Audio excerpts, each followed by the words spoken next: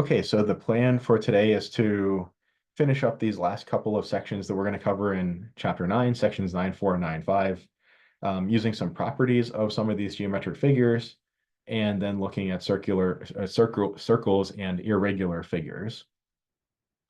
Note that we have the Unit 3 exam this week, so make sure that, as I've mentioned in the past, that's due this coming Sunday. Make sure that you don't start that on the last day or even the last couple of days, just in case anything goes wrong or you have to, work out a technical detail or anything like that.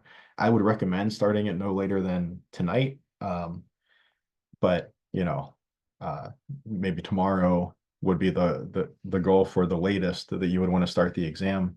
And that way, if anything goes wrong, you have some buffer, some margin to work with. The final exam week, so this is our last class meeting. It was a really quick turnaround after Thanksgiving break, I know, but final exam week is this coming week. So it's Tuesday through Friday, but I'll open up the final exam early just in case anybody wants to make use of this weekend.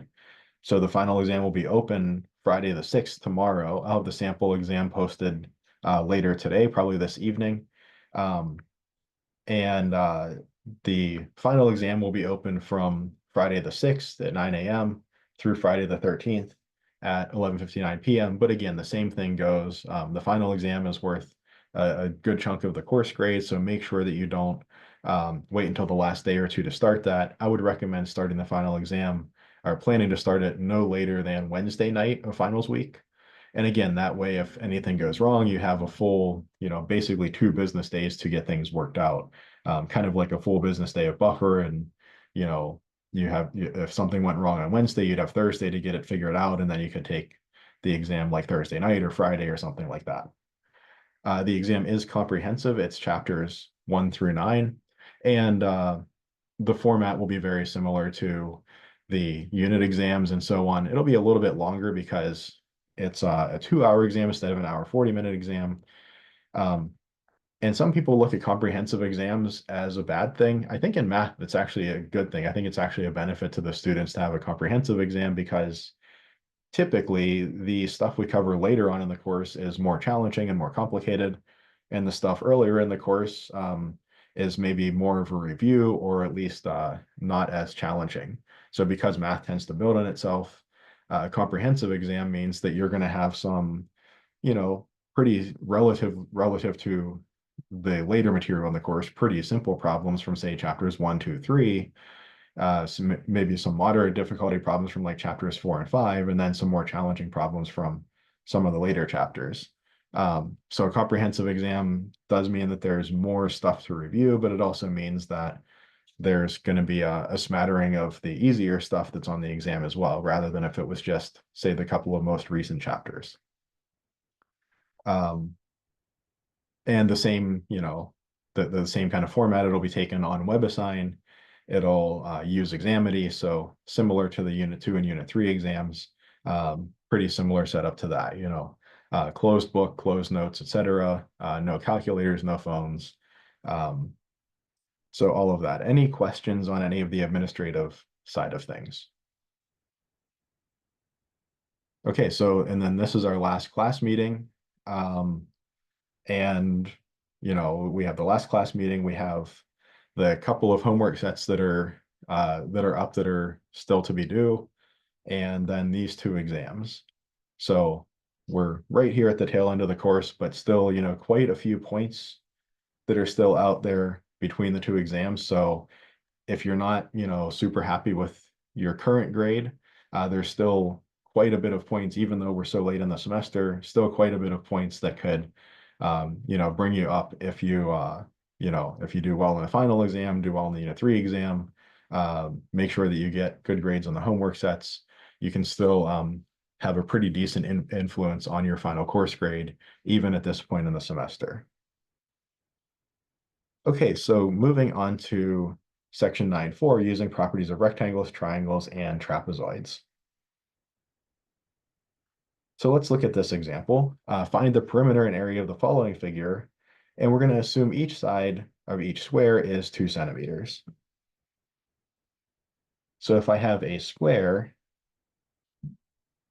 is a figure where all four side lengths are the same. Maybe we'll give them the name S. And all four corners are right angles or 90 degrees. So that's a square. And a couple of common geometric properties that we are interested in shapes are the perimeter and the area. So what's the perimeter of a shape? Well, if we take a geometric shape to be a series of edges and vertices, so I have vertices like these corners here that are connected by edges, and it's done in such a way that it's like a closed loop.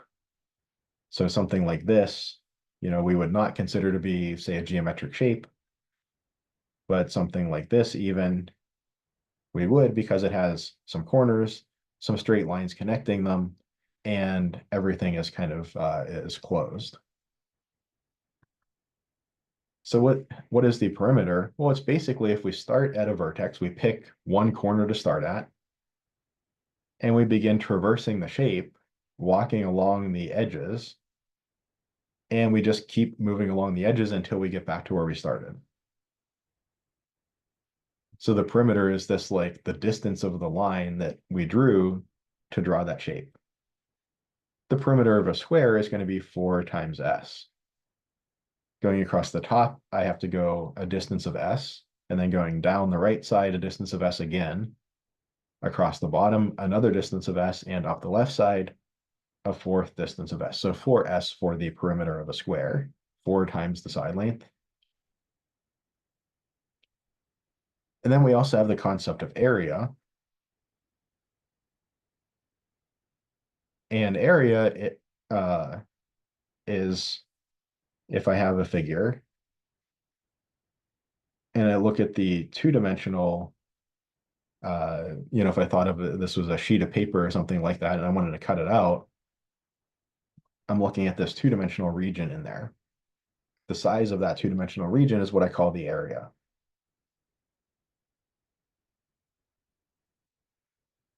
The area of a square is its length times its height, or its width times its height, however you want to say it, or it's s times s, or it's s squared. It's almost like the definition of area comes from a square or something like that. It almost feels that way. Now, one thing that I might think about is I might have a situation where I'm measuring in certain units. So maybe, what do I have over here? Centimeters. Maybe I'll use feet for this example.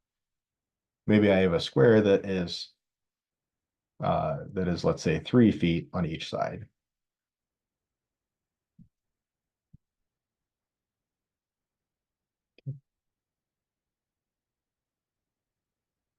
And let's say that we're told this is a square. Now, one thing about geometric figures, if we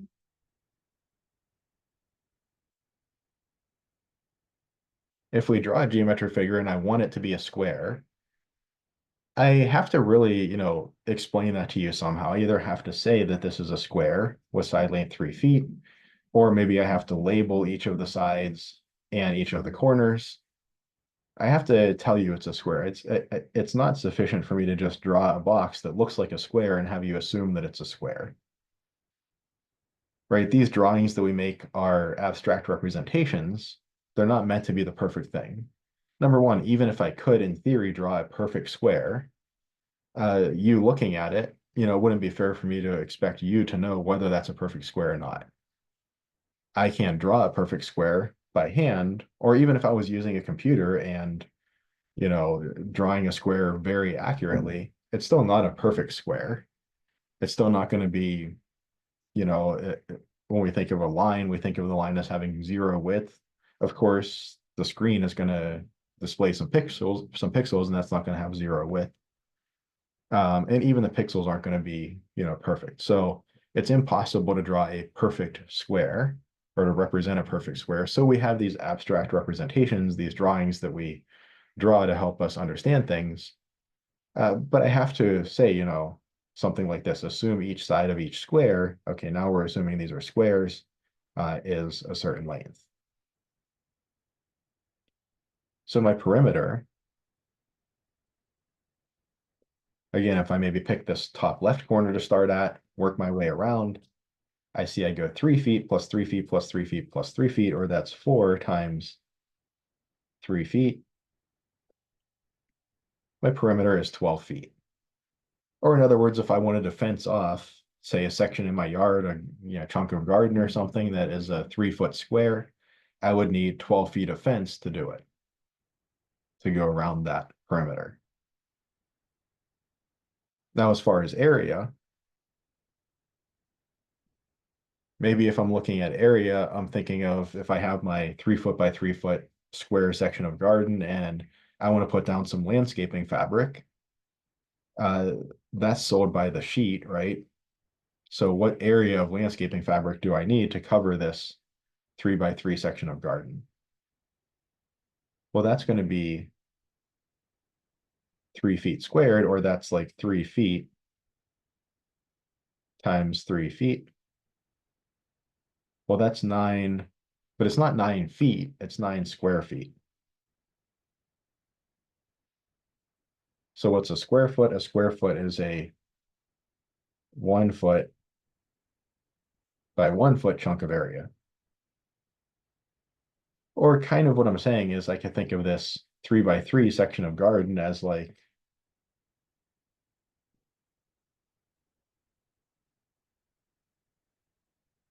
nine 1 by 1 squares that are all kind of glued together. So now let's come over here and look at our original figure. Let's find the perimeter and area of this figure. Let me choose a vertex or a corner to start at. It doesn't much matter which corner you start at, but pick one that's easy to visualize. So I'll start there. And I just want to work my way around the figure. I'll choose to go clockwise. It doesn't matter if you go clockwise or counterclockwise. The perimeter is the outside, um, like linear dimension. So we're not worrying about any of these interior lines here. But I see that each side is 2 centimeters. So I have 2 centimeters here, another 2 there. I'm just going to kind of put a little circle on each line as I go around. So there's 1, 2, 3, 4, 5, 6, 7, 8, 9, 10, 11, 12, 13, 14, 15, and 16. So my perimeter is 16 amounts of these side lengths that are 2 centimeters each. Or 16 times 2 is 32 centimeters. If I wanted to cordon off this shape here, I would need 32 centimeters of whatever I'm using to do so. Again, note that I'm not counting any of these interior edges here. And I do kind of have to do this the long and slow way here because this isn't a nice regular shape. This is a bunch of squares that are kind of glued together. If I glued these squares together in a different way, like if I took this square here and put it here instead, well, instead of having 1, 2, 3, 4, 5 lengths contributing to the perimeter, I only have 2, right? So I would, I do have to pay attention to how the figure is laid out. It's not sufficient for me to just say, okay, there are 1, 2, 3, 4, 5, 6, 7 squares, and from the knowledge there are 7 squares, know what the perimeter is.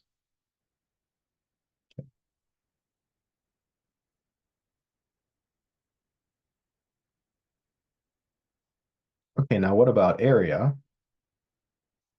So we'll erase that and think about area. Now the area of the shape, it actually is sufficient for me to just think of the number of squares, right? I have, maybe I'll star them. I have 1 area there, 1 there, 1 there, 5, 6, and 7. No matter how I rearrange these, if I get rid of this one and put it over here, it's still just that amount of area.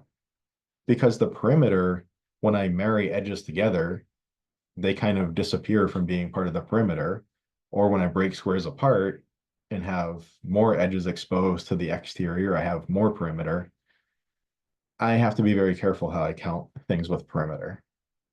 With area, not so much. When I rearrange things, when I put this chunk of the figure over there instead, the area stays the same, even though the perimeter might change.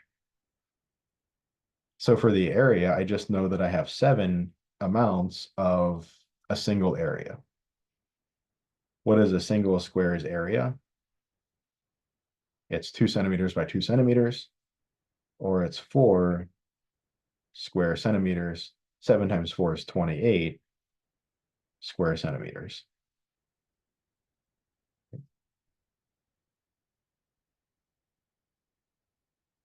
So areas are always in square units, perimeters are always in linear units, or just the original unit of lane. Any questions so far? So the area of a square is s squared, and its perimeter is 4s. Now we have something that's almost like a square, and that's a rectangle. A rectangle is a figure with 4 90-degree angles, 4 sides, 4 90-degree angles. That forces that forces 2 of the lines to be parallel, so going in the same direction, and the other 2 lines to be parallel. That also forces those 2 lines to be the same width, and these 2 lines to be the same width. So we might call, say this base here, this bottom edge, we might say that it has width W, and we might say that the other side, we might either call it height if it's something that's like standing up, or if it's something laying down, we might call it length. We'll call it length here. Whether we call it length or height or depth or something is, somewhat situation dependent. But just generically, let's just call it length. And for a rectangle, well, the perimeter, we want to be a little careful. It might be tempting to just say something like L plus W, right? But really remember, I have 2 W's and 2 L's. So it's really 2L plus 2W.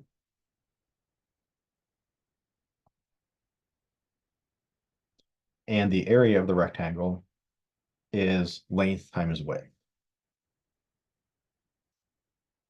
It's the product of the length and the width. So we see that a rectangle is just a generalization of a square. If I chose a width that was equal to the length, I would just have a square. My perimeter would be like, say, 4L, 2L plus 2L, and my area will be like L squared, L times L, if I chose a width equal to L. But the rectangle allows me to choose a width and length that are not equal to one another. A square forces all of the sides to be equal. A rectangle just has to have 2 pairs of sides being equal, but those side lengths don't have to be equal to one another. So a square is like a special case of a rectangle. A rectangle is like a generalization of a square, relaxing one of the conditions of a square that all the side lengths are the same.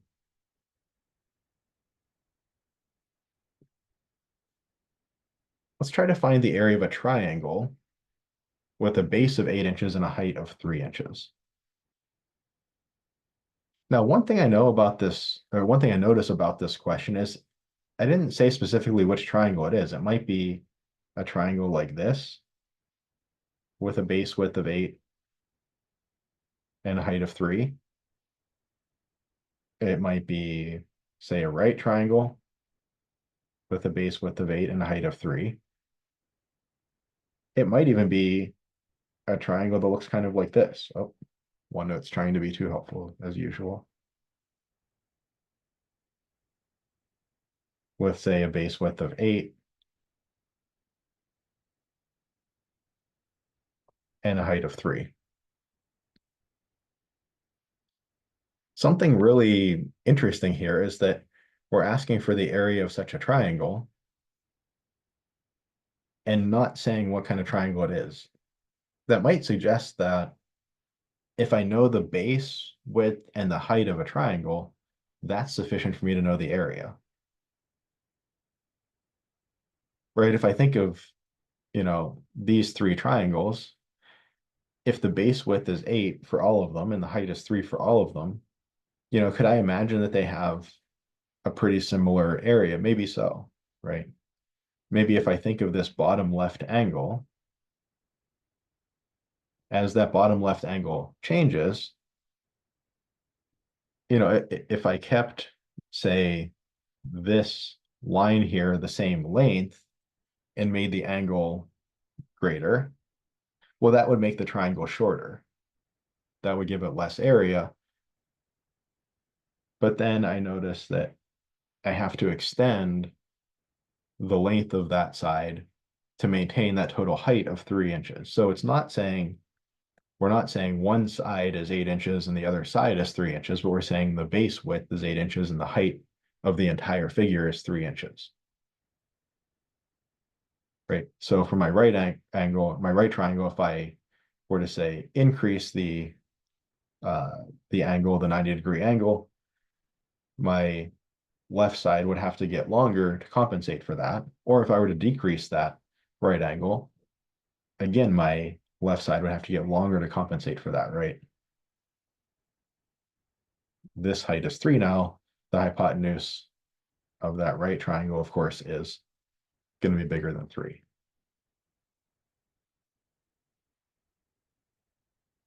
Okay, so let's take a look at a right triangle. And let's say we have a base width and a height, and I want to find the area. Well, one thing I can do that's pretty nice with a right triangle is I can make a copy of the right triangle. If I wasn't so worried that, but let me try to do this. But I'm going to cross my fingers and see if this will work. Oh, there we go.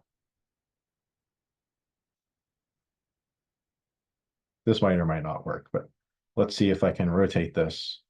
Oh, I didn't want to undo. I wanted to rotate. There we go. If I can rotate it 180 degrees, and I can actually marry this. Hey, that worked better than I thought it was going to. So I can create a copy of this rectangle, or sorry, this triangle. This has area A. This also will have area A.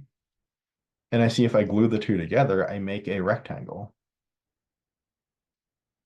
I know that these two angles together are going to make 90 degrees, as will these. I have a rectangle that is just base times height. So on one hand, the area of this whole figure, this rectangle, is base times height. On the other hand, that area is twice the area of the original triangle. Or the area of the original triangle is 1/2 of the base times the height times the height. Now I might look at this and say, okay, well, that's all well and good. That works for a right triangle. I mean, Pythagorean theorem works for a right triangle. Maybe this is just a special formula that works only for right triangles. Well, let's take a look at a triangle like this.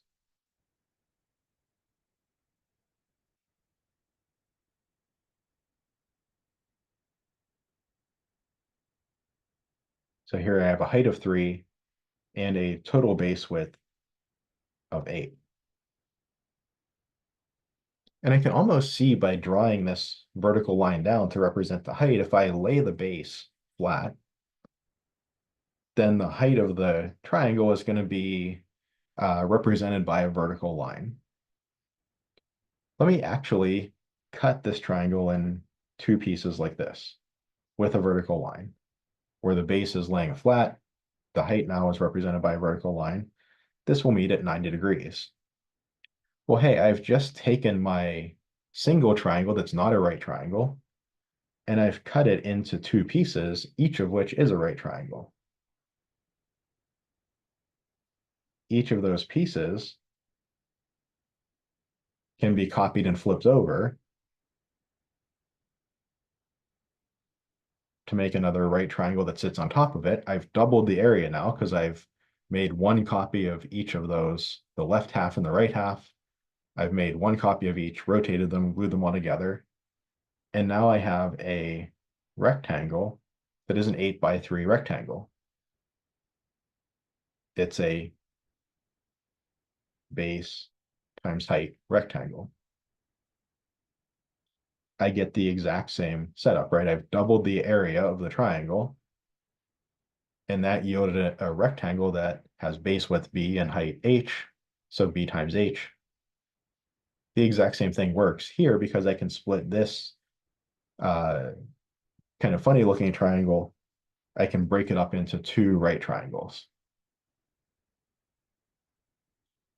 And if I look at a triangle like this, I might say, I mean, I really can't do something anywhere near as nice with this one. I mean, if I try to break it up into two triangles, this triangle is now is not a right triangle. That's kind of annoying. But I actually realized, well, hey, wait a minute. What's special about this triangle? What makes it kind of wonky compared to that one? It's this angle. This angle is bigger than 90 degrees. That's the reason that I can't cut it up, right? Because I don't have enough down here for me to to cut it nicely. Well, I know that in a right triangle, there can only be one 90-degree angle. The other two angles have to both be less than 90 degrees. And certainly if any angle is bigger than 90 degrees, the other two angles have to be less than 90 degrees as well. I can just always choose to draw my triangle in a way that the biggest angle is the top angle. So I can just rotate this a little bit and make this, bigger side here, the base. And I can still cut it up and do my rearrangement, right? So I can still cut this triangle up. I could cut it this way. I think it is a little harder to see where the geometry ends up here. Why this still ends up as 1/2 base times height, but hopefully at least this gives you a little bit of an idea of how I can handle this type of triangle. Right, the geometry is a little more complex for this case, but I think you can see that we still could break it up into two right triangles if we really wanted to. Where the base and the height come into play is maybe a little bit more complex, but I think we're going to leave it there and note that area is 1/2 base times height applies to any triangle. So if we have a base of 8 inches and a height of 3 inches, it doesn't much matter well, it doesn't matter at all what our triangle looks like. The area is going to be the same. Now, important note, the perimeter between these different kinds of triangles will definitely be different. But the area is just 1/2 times the base of 8 inches times the height of 3 inches. 1/2 of 8 is 4. 4 times 3 is 12. And that's inches times inches or square inches. And I do expect to get square inches out of an area. So that looks like the right unit.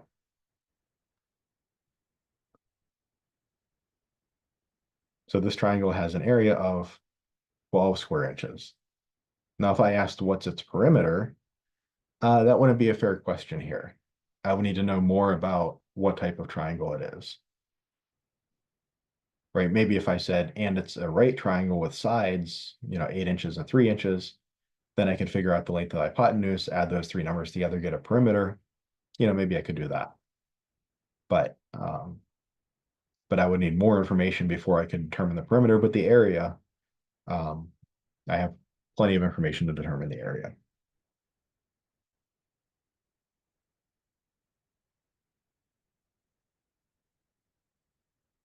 Okay, we also have some special types of triangles. One of them, one of the most important types, is an equilateral triangle. What does that mean? Well, equal lateral equal side lengths. An equilateral triangle is kind of the triangle, I don't know why I said it funny there, the triangle equivalent of a square. It has like side length S, S, and S. So its perimeter is going to be 3 times that common side length. And if that common, or 3 times the common side length, the total perimeter is 9 centimeters. 3 times the common side length is 9 centimeters, then the side length has to be 1/3 of 9 centimeters, or 3 centimeters.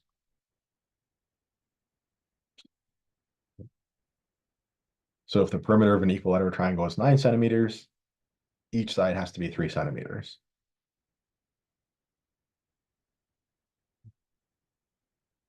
Now I could, in theory, go along and from here actually find the area. I have a triangle with side lengths 3, 3, and 3. I'll leave the centimeters off. I need a height. I know that my base width is 3. What's the height? Well, I also know by the symmetry of this triangle that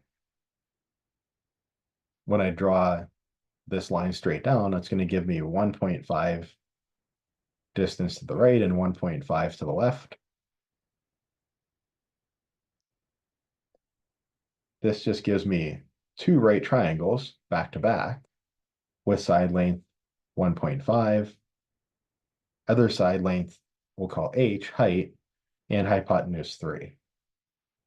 I could use Pythagorean theorem to solve this, but this is going to be a pretty nasty result, right? This h, I'm going to get some square root of some stuff, and it's not going to be very nice. So it's this is a not a nice area. In theory, I could solve this, but this might be something that we would look at in, say, maybe like a Math 90 or Math 108, or maybe a trade course, something like that. So even though I do have technically enough information here to determine the area as well, because I know what kind of triangle it is and what the side lengths are, this would be probably beyond the scope of a Math 80 question, but we could do it.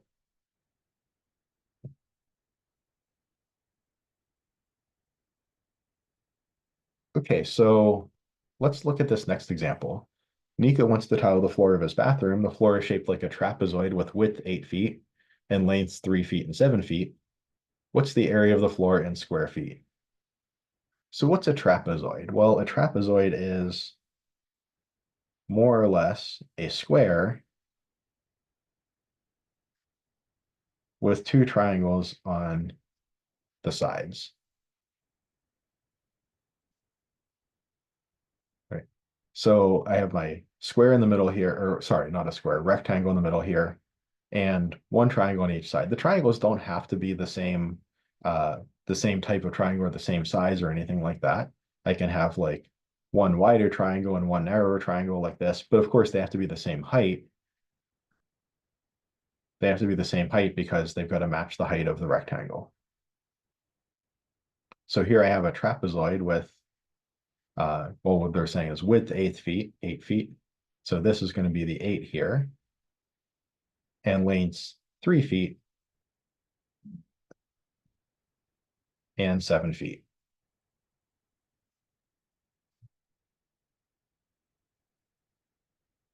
And what do I see here? Well, I see that if I take these 2 triangles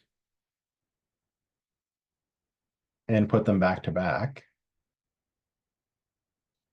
and I pull my rectangle over to the side,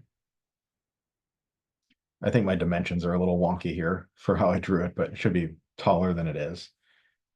But I see my rectangle is a 3 by 8 rectangle.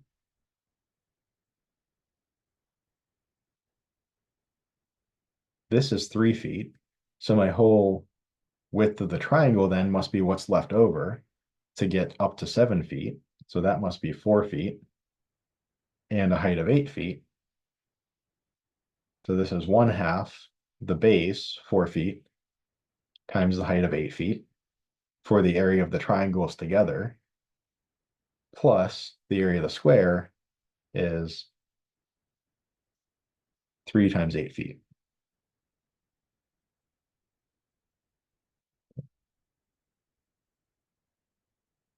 Or this is going to be 8, the height, times 1/2 of 4 plus 3.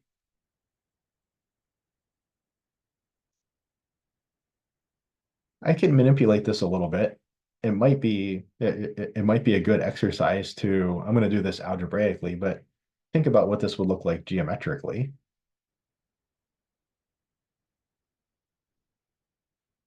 I would like to get everything over a common denominator here. So I'm going to choose to make this 3, 6/2. Or I'm actually going to choose to write it a slightly different way. Instead of 6/2, I'm going to write it as 3 plus 3/2. Or I have 8 times 4/2 plus 3/2 plus 3/2, like this.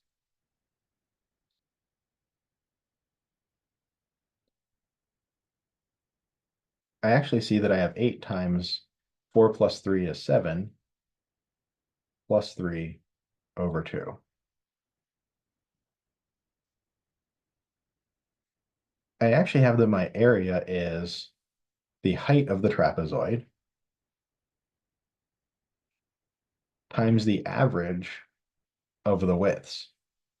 Maybe I'll call these like bases, even though one is the base and one is the top, but I'll call this like B1 plus B2, their average. So it's kind of like the height times the average width.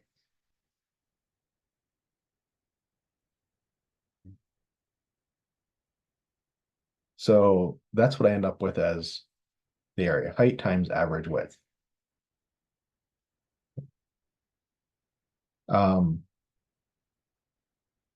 One way I think to see this geometrically, to, like I said, maybe do this as an exercise, but one way to see this, to give you a little bit of a hint, is to say, well, the average width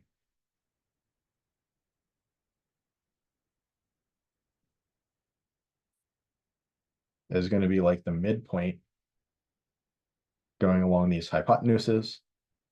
That's what the average width is going to look like.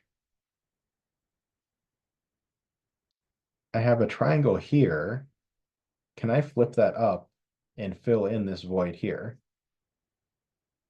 I have a triangle here. Can I flip it up and fill in this void to kind of make a rectangle out of this trapezoid? Can I chop off some of the left triangle and some of the right triangle, rotate those up, and fill in the top portion of that kind of triangle and end up with a rectangle? So maybe try to work this out geometrically. I kind of made the algebraic argument over here. I mean, I put the geometric shapes together and then proceeded algebraically. But think of how you could approach it more purely geometrically. But in this case, okay, well, what's the area? We just have to continue on with this calculation over here. We could either go straight from here, or I have 8 times 10/2. 8/2 is 4 times 10 is 40. And this is feet times feet, or feet squared. So this 4 times this 8 is feet times feet, and this 3 times this 8 is feet times feet. I have square feet everywhere.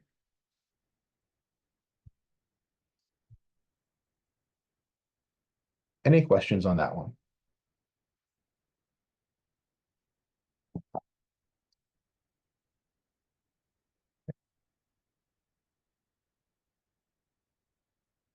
Okay, last example in this section. Lupita wants to fence in her tomato garden. The garden is rectangular and the length is twice the width. So let's draw a picture.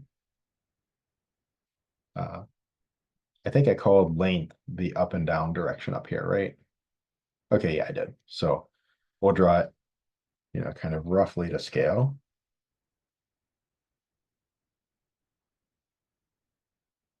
So here's the width, there's the length, and the length is twice the width. It'll take 24 feet of fencing to enclose the garden. Find the length and width of the garden in feet. So 24 feet is the perimeter.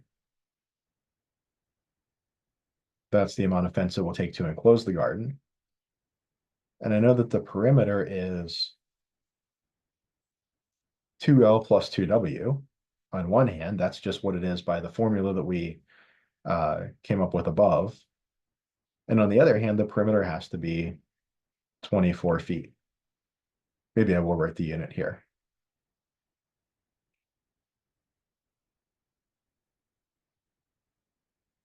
But I know what 2W is. The length is twice the width. 2W is just L. So I have 2L plus L equals 24 feet. Or I have 3L equals 24 feet.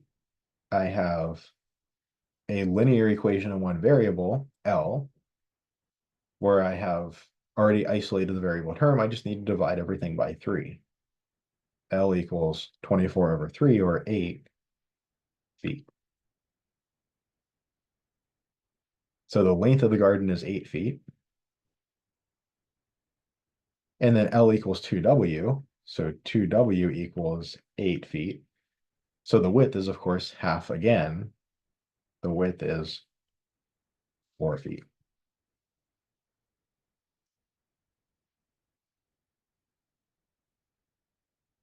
Any questions on section 9.4?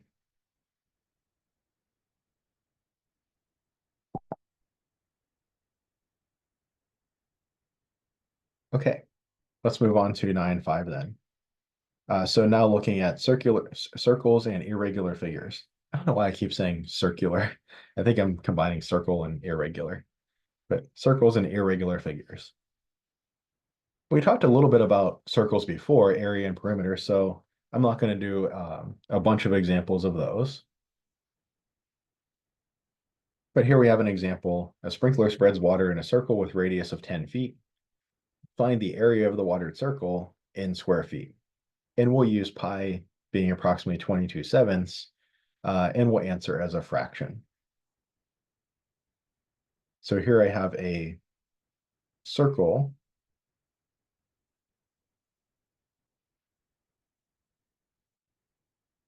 that has radius of 10 feet.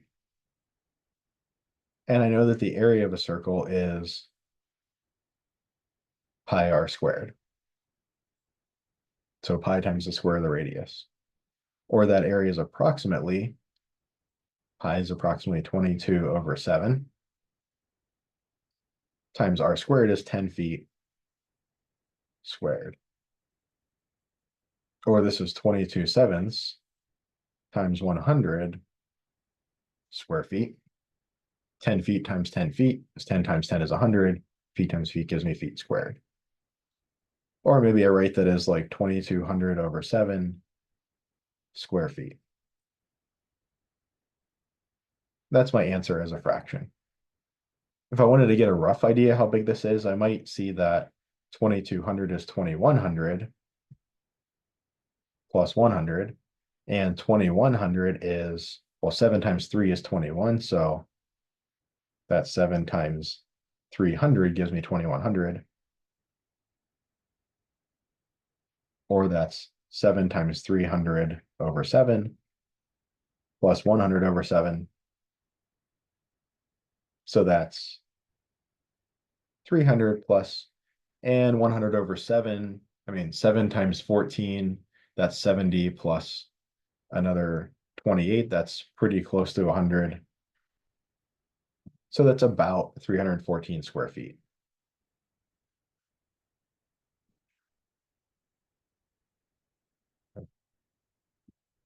This makes sense because we could also think of pi being about 3.14, right? That was another approximation for pi. 3.14 times 100 is 314. So we see that there's nice consistency between those those two approximations for pi, and we can think of it kind of either way, as a fraction or as a decimal. Things worked out pretty nicely in the decimal side here because 10 feet is a pretty nice number to multiply by its square. Multiplying a decimal by 100 isn't too bad. But if this was like 17 feet, it might be easier to use the fraction form. Any questions so far? Give me 1 second here to fix something on my end.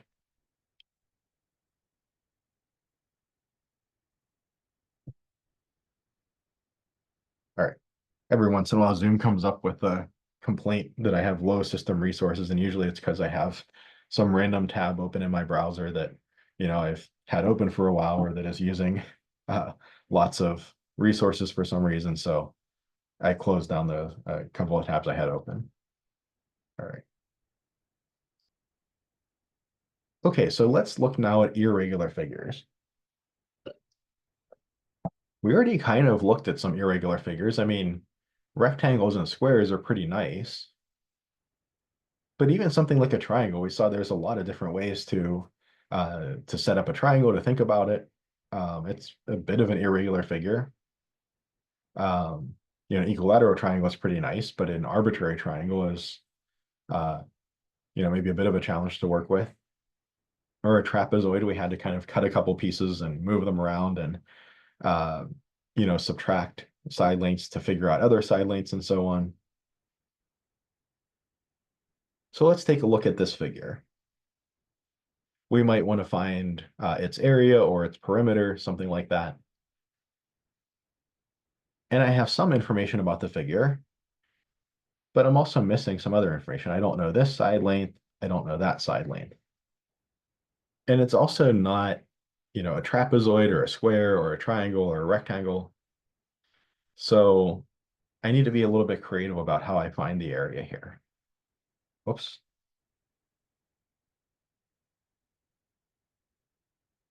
So the first thing that I want to do is I want to look at this figure and ask, okay, well, what is the information I need? I need information about the area. Can I somehow deconstruct this figure into figures that I kind of recognize? And I should, technically go in and make all of these right angles.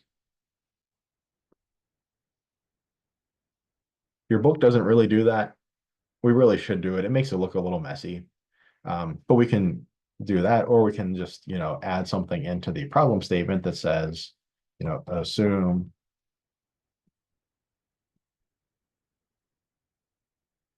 all angles are right angles.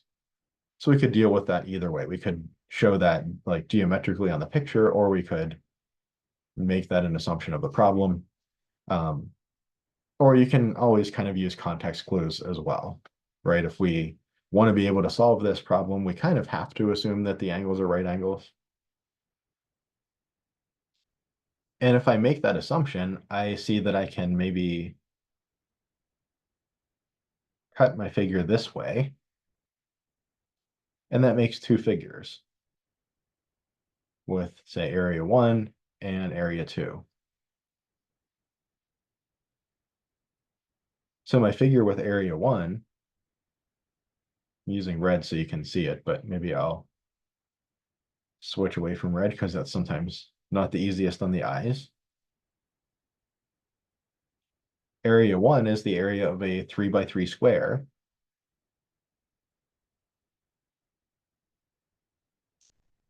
And area 2 is the area of a rectangle with this height or length or whatever of 1. And we might jump the gun here and write 10, but we have to be careful though, right? I actually don't know what this side length is right away. But I do know that this total distance is 10 units. I know that this distance is 3 units. And when I add this distance to that, maybe I'll call this distance x, the unknown distance. that should be the same width, right? So I should have the 3 plus x equals 10,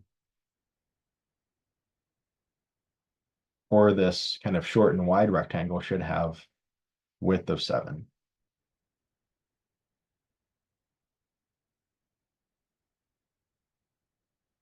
And I know that the total area is going to be the sum of the two areas.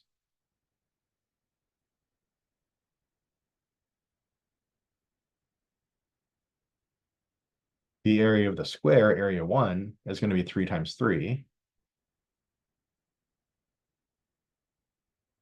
And the area of the rectangle, 7 times 1. Or that's 9 plus 7, or 16. And this would be in square units of whatever we're using to measure it, inches or centimeters or whatever.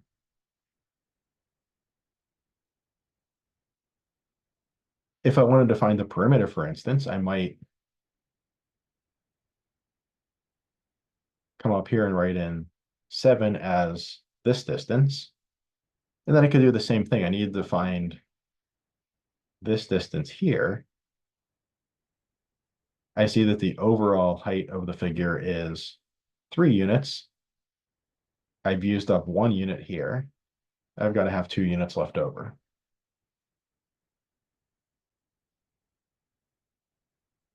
So I see that I have 3 plus 3 plus 10 plus 10. This is actually the same perimeter as a rectangle, right? The perimeter is going to be 2 times 10 plus 2 times 3, or 20 plus 6, or 26. We didn't ask for the perimeter here, but I'm just pointing out a point that if I kind of took this wall and moved it all the way over to the right, I would have a figure with the same perimeter. Or in other words, if I was standing here and wanted to get to this point, I could either go down and then turn left 90 degrees and go over, or I could go over, turn right 90 degrees, and then go down. It would take me the same distance.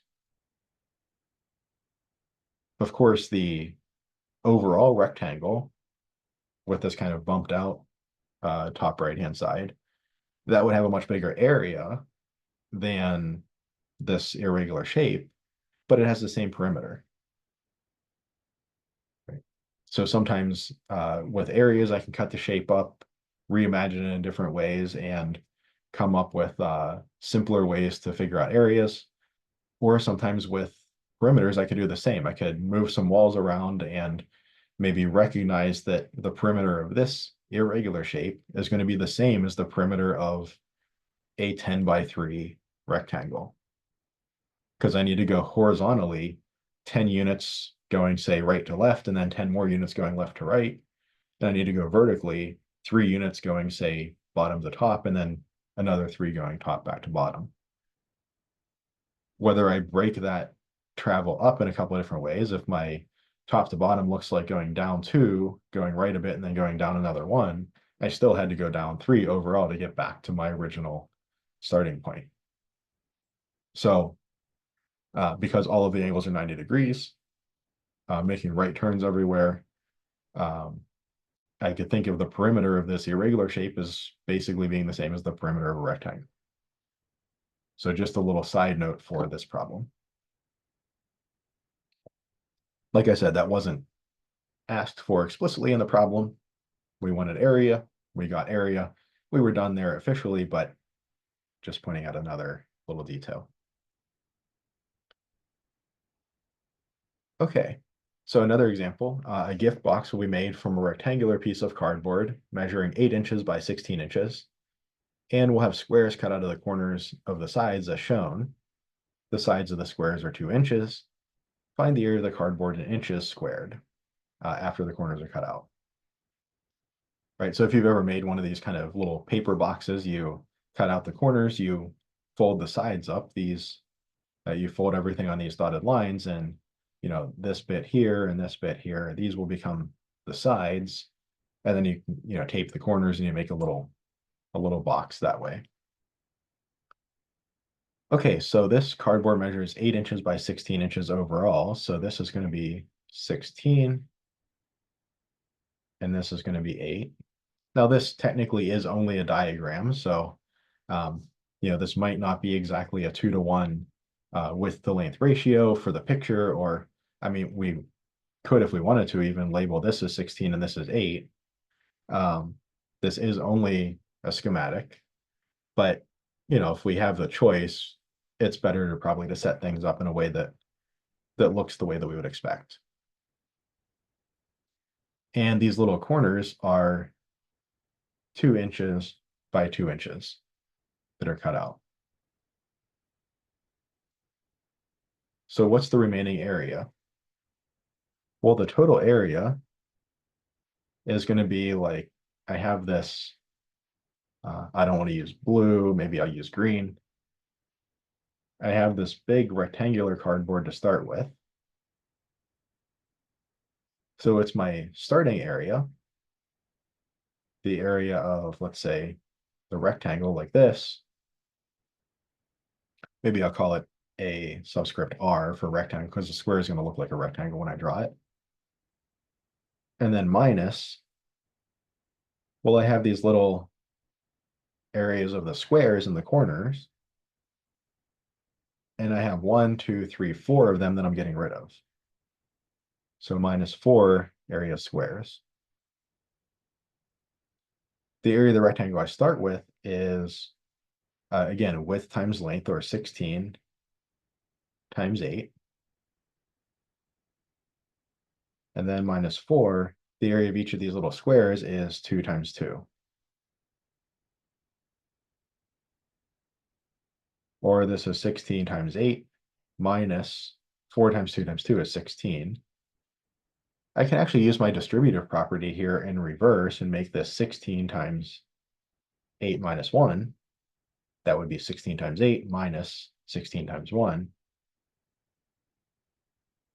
or 16 times 7. Let me come over here and do that really quick.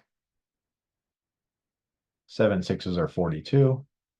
7 ones are 7. Plus 4 is 11. So that's going to be 112.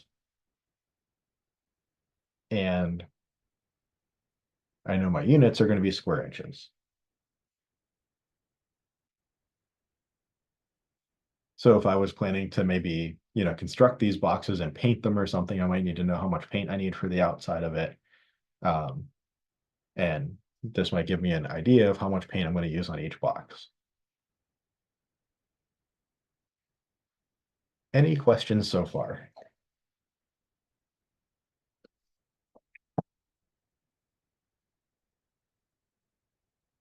Okay, so we have one last example, and this is a fairly complex example. So let's read through it, try to understand it, try to come up with a strategy to take this complex example where there's just a lot going on and maybe break it down into little components where we can solve each component. So Leora wants to paint the nursery in her house. The nursery is an 8 by 10 foot rectangle. The ceiling is 10 feet tall.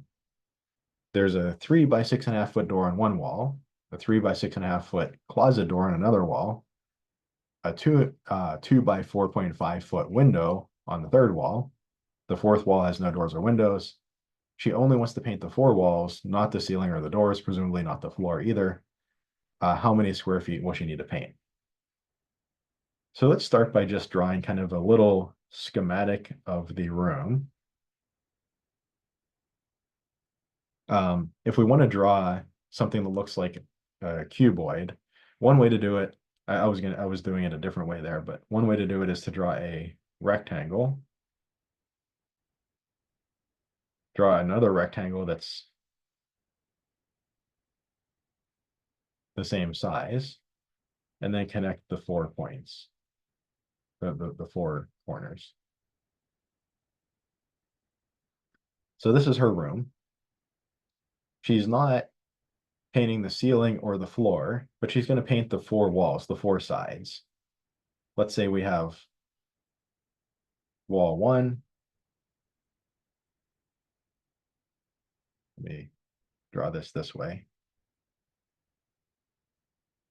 Wall 1 coming in there from the left. Wall 2 in the front. wall 3 on the right,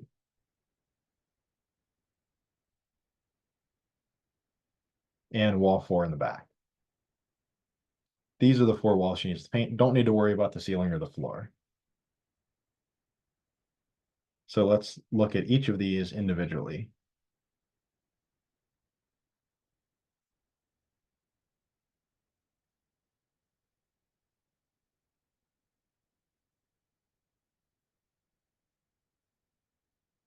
So we have wall 1, wall 2, wall 3, and wall 4. Now I know the nursery is an 8 by 10 foot rectangle, so let me put that in here. 8 foot by 10 foot. I know the ceiling is 10 feet tall. And I know that there are some doors and closets and windows and things in the room. Now, I do have like one wall that's bigger, or the walls 1 and 4 are bigger than walls 2 and 3, right? So, if I was like buying, what do they call that stuff, that paper that you put on the wall? Oh, wallpaper. If I was buying wallpaper, um, I might care about the placement of the windows and the doors and so on. But if I'm buying paint, I don't really care about their placement so much. It doesn't much matter where I place these doors and windows. So first I'll look at the sizes of each of the walls. So wall 1 is going to have a base of 10 and a height of 10. Wall 2, a base of 8 and a height of 10. Wall 3, 10 by 10, and wall 4, 8 by 10.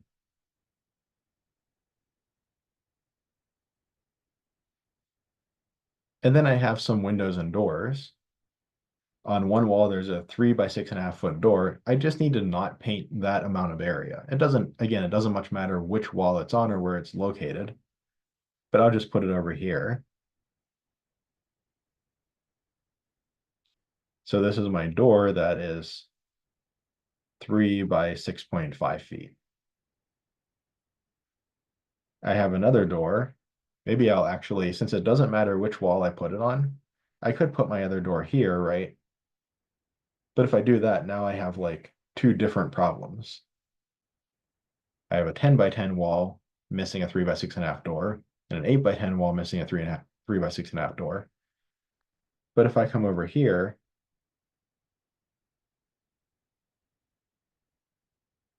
I have another 10 by 10 wall missing a 3 by 6.5 door.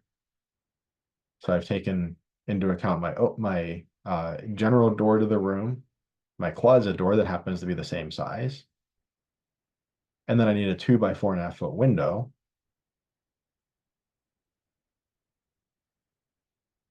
We can put that on this wall. Again, maybe both of the doors and the window are all on the same wall. Does it really matter? Not really. And actually, I kind of realized that the location of them doesn't matter. It just matters the total area that I don't need to paint. So what's the final area that I need to paint?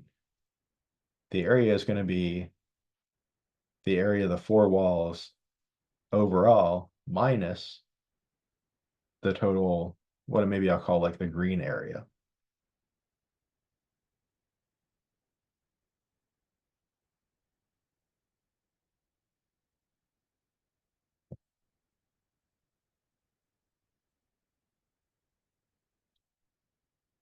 So I could go on each wall and try to find the area of some irregular shape that goes around this door, or even if, in her actual room, maybe the window is in the middle, I might try to find the area of this kind of strange shape. But I realized that the specific locations of those shapes don't matter if I'm painting. It doesn't matter as far as the amount of paint that I need. Right. Again, if I was doing wallpaper or something, I might have to cut out a section of the window that might affect how much wallpaper I need. It might be a little more complicated there, but for painting, I can just paint around the window or paint around the door. So I actually see I can just start off by saying, okay, if there were no windows or doors, how much would I have to paint? Find that area, and then subtract off the area that I don't have to paint, the windows and the doors. So what would my four walls be? Well, I have two amounts that are 10 by 10. So two walls that are 10 by 10 squares,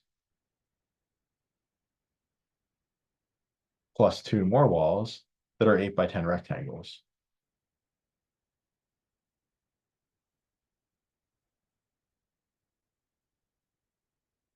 So that's like, if this room had no windows or doors and you somehow got into it like from the roof or something, that's the area that you would have to paint on these four walls. But there are two doors and a window, so I don't have to paint those. So minus, well, I have one door and another door, two doors that are the same size, that are 3 by 6.5 foot rectangles. Let me change that to a bracket. So I have the two doors I don't have to paint. I also have the window that I don't have to paint, which is a 2 by 4.5 rectangle.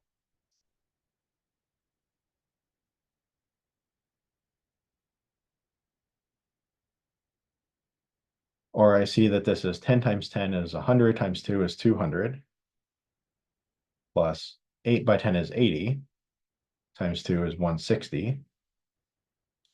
And then I have minus, well, 3 times 6.5.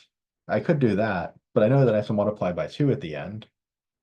Maybe I'll do the 2 times 6.5 first. So this is going to be 3, and 6.5 times 2, that's like 6 times 2 plus 0.5 times 2, that's 12, plus a half times 2 is 1, so that's 13.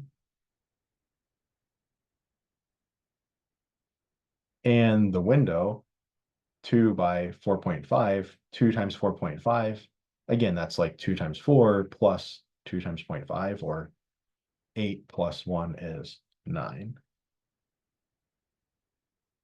So I had these decimals, these 0.5s, but in each case, I happen to have a 2 floating around, a factor of 2 that I could choose to use my commutative and associative properties and push those together and get rid of my decimal.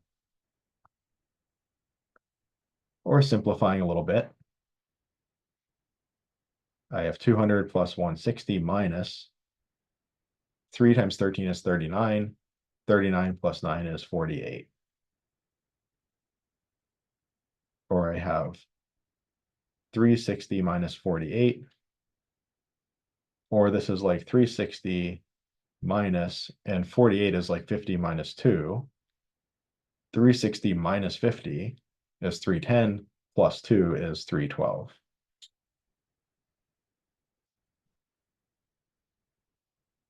So how many square feet will she need to paint? 312 square feet. So if you go to the hardware store and you pick up, a gallon of paint and you look on the back, it'll tell you about how many square feet it'll cover. And you can choose, do you want the gallon? Do you want the smaller, quart or whatever it is, based on how much area you need to cover. And I think it's usually generally a good rule to, buy about 10% too much, because you're always going to have a little bit that's lost, like it's stuck in the roller or something, or that gets stuck in the paint pan, or you don't want to be trying to scrape out the very, very bottom of the paint bucket. That's going to make a mess. So, if she wanted to buy 10% more than she needs, well, 10% of 300 is about 30. So she might go up to like 340, 350, something like that square feet. That might be the number that she is targeting on the back of the paint can. Gives you a little bit of margin to work with, especially if you're getting, a kind of strange color. You don't want to go back to a different store or something and have the colors, if you need to buy a little bit more, have the colors not quite match or something. Um, so anyway, any questions on this one? All right, any questions on anything in chapter 9, anything from today, really anything from the course or about the exams, anything like that? Okay, we'll end a few minutes early then. Let me end the recording.